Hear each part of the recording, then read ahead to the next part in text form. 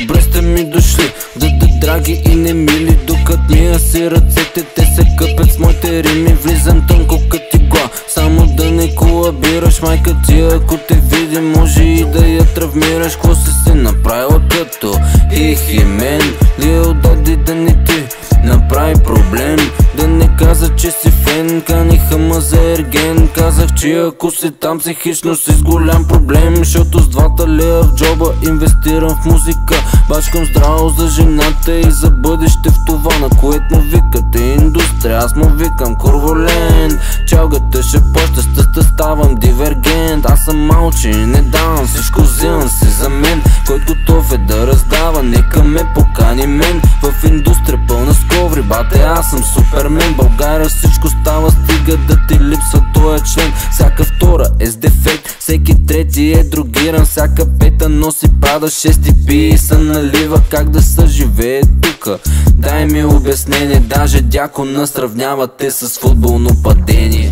И аз разсек глупости, ма вие са оляхте. Като почнеш да ми лафиш, викам моля ти са брат. Спри зад микрофона, усмивка и викам дай ги.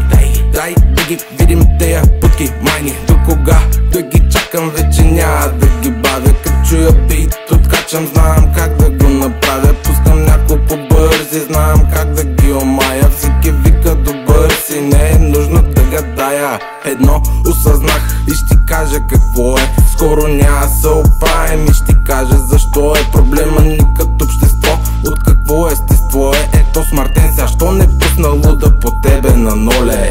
Прибери си щам да спри с тая пропаганда. Всички джендър активисти да емигрират в Уганда. Не ни трябва банда, гасиме твоята лампа. Събрали сме се с алчния с вас да си правим гавра.